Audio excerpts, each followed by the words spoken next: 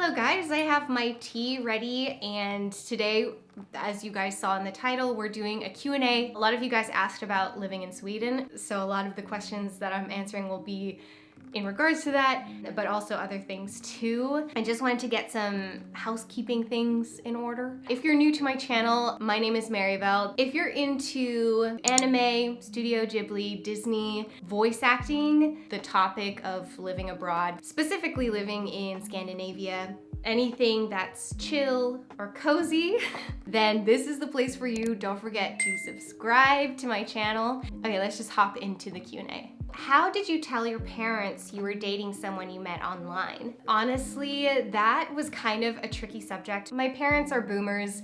They didn't really / don't really get the whole online dating aspect, and also having online friends that you've never met in person. Obviously their generation is gonna think that sounds really dangerous, which I mean, sure, it can be, but that's not always the case. As long as you're smart about it, about how you meet these people, then you should be fine. Always tell somebody where you're going if you're gonna meet someone you have only met online, or bring a friend with you to meet this person. I think my dad watches my videos, so I don't really know if he knows I don't think my parents really know the full details of it. They know that I've known Sebastian for a long time, but because I was an adult, I felt I didn't really need to tell them every single thing. Of course, if my parents are watching now, then they know a little bit more about it. I just didn't want them to worry, and I knew that I would be okay because I had known Sebastian for a very long time. Like, we're talking like 10 plus years.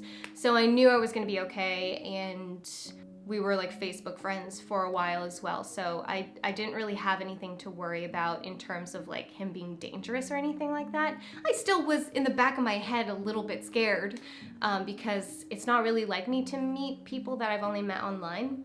I wasn't big on the dating apps or anything like that. It feels like a big deal before you tell your parents, but after it's all said and done, and if you're still dating the person, that stuff won't matter. What's the last video on your camera roll? Oh my gosh, okay, it's actually a screen capture of me texting my sister. It's me being really excited that we may have found a cat, because I really want to get a pet here. I really want a cat.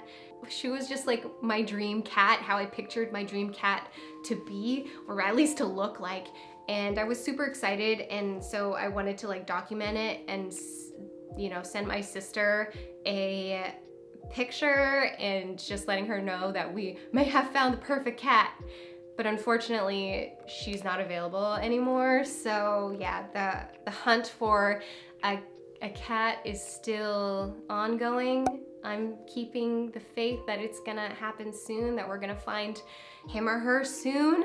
Are you studying Swedish? Beyond the Duolingo app, at the moment I'm not studying Swedish. I noticed that as time goes on, I'm starting to pick up new words here and there. Like, my vocabulary for Swedish words is starting to get a little bit bigger. Obviously, I'm nowhere near fluent at all. I think it would be really cool to know like a fourth language.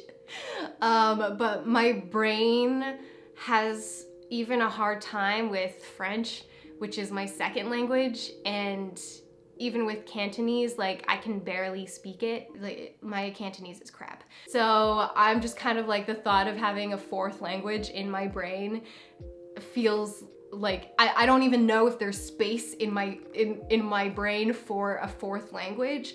But I'm hoping that I can at least like have some basics down. It's a very difficult language for me personally, and if I end up staying here longer, who knows, maybe I could get someone to like tutor me or something like that. How did you get into why can't I talk? How did you get into bullet journaling? This is from my friend Marybelle. The reason why I got into bullet journaling is literally because I couldn't bring my regular planner with me when I moved to Sweden.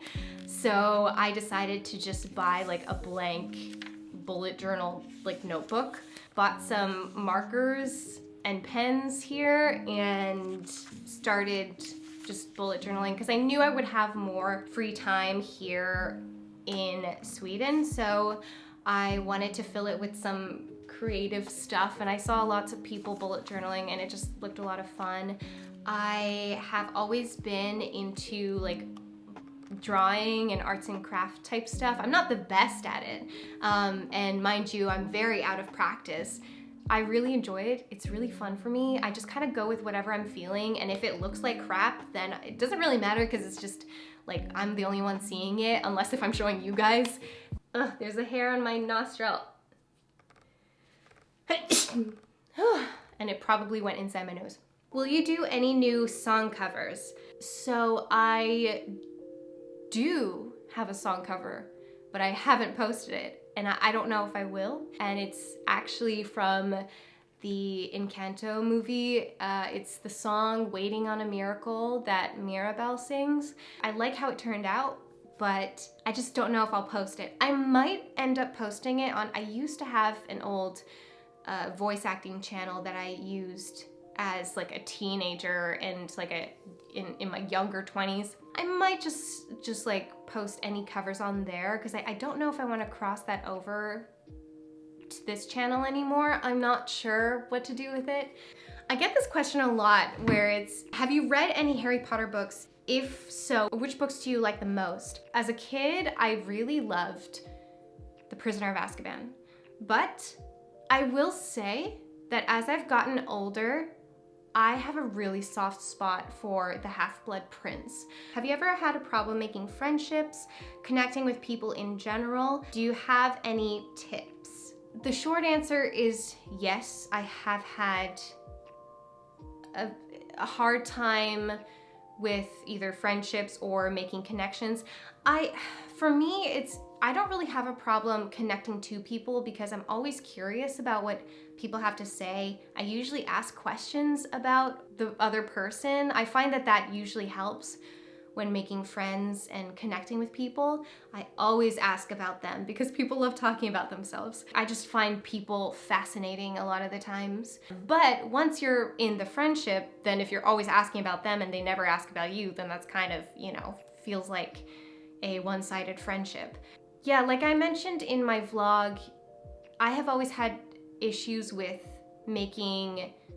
having friendships stick around. Like, I still have some friends from like high school and years back and so, but obviously a lot of them have kind of like dropped off.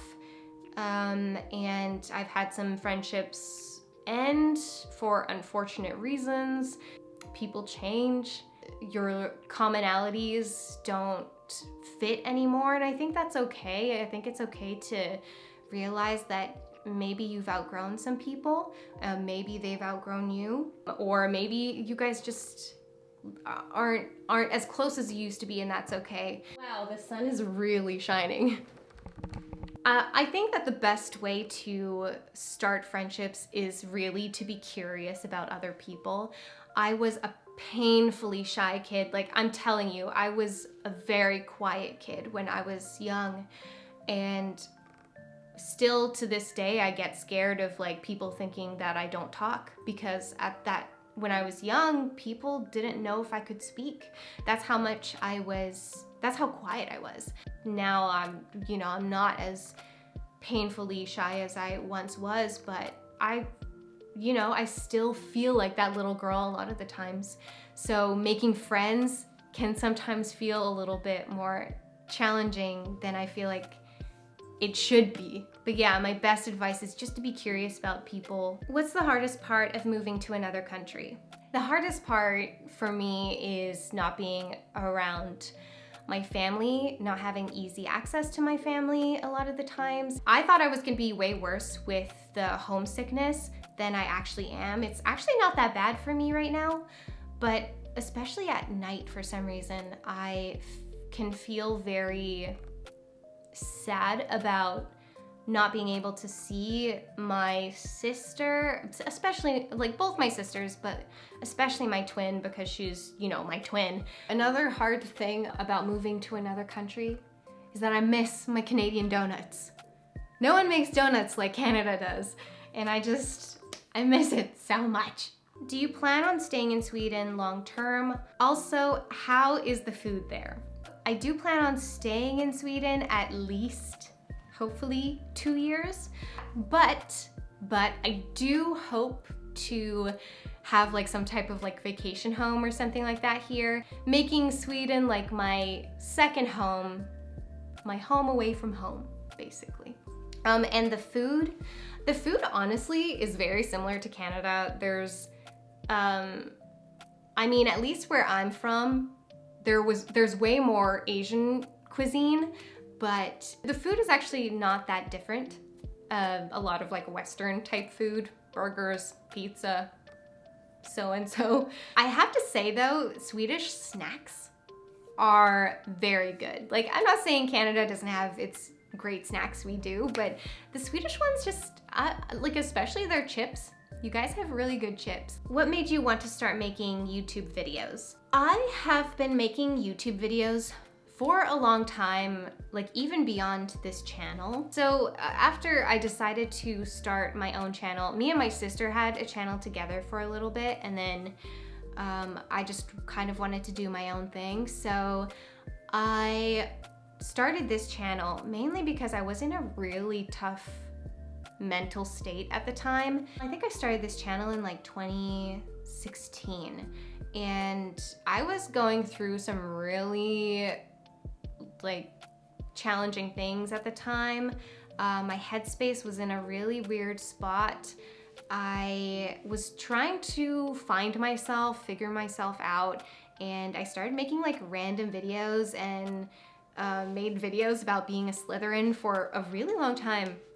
And it was a means of escape for me, because when I was making videos, I wasn't thinking about the other things that was going on in my life or in my head. I was solely thinking about my video and editing it and making sure it was, you know, out at a certain time, a certain day.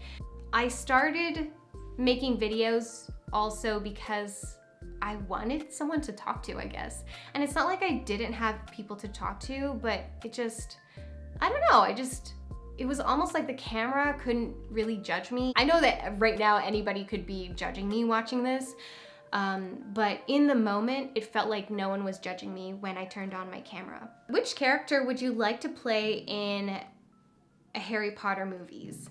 I think Ginny would have been a character I would have been drawn to, because in the books, she's so much stronger than she is. Like, I feel so bad for Bonnie Wright. And what they did to her, like they did her dirty. Ginny is such a great character, and they basically made her have no personality in the movies. What's the biggest difference between Sweden and Canada? This one's a doozy, because I actually don't find Sweden that different from Canada.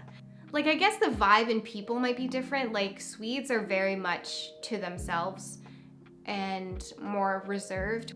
Swedes are very into their candy, I noticed. That's not really a thing in Canada. People don't go crazy over candy. Also, I noticed that at least in the city I'm living in Sweden, the pedestrian walking rules are much more strict. Like, the pedestrians have to walk on like the left side or like a specific side, and then the bikes are on the other side of the sidewalk or the pathway, whereas in Canada, it's just the pedestrians can walk wherever they want. Like, if there's a pathway or a sidewalk, pedestrians can, you know, do zigzags if they want to. And everyone who's riding a bike, for the most part, are riding on the streets. So, like, on the side of the road. They usually never ride on the sidewalk where pedestrians walk. So that was something that I was kind of like, I really have to get used to this, because I am not used to sharing the sidewalk with cyclists generally, unless if it's like a park or something like that. That's it for my Q&A. I really appreciate you guys making it this far into the video. If you have any video suggestions, please let me know. Again, don't forget to like, comment, and subscribe. You can follow me on all my social media accounts down below. My Twitter is basically mostly just voice acting stuff, so if you want to know more about that, then you can follow me on there. For everyone who sent in their questions, thank you so much for participating. If it weren't for you, this video would just be blank. So I appreciate all the questions that you guys asked me, and yes, I will see you guys in the next video next time. Much love, guys. Bye.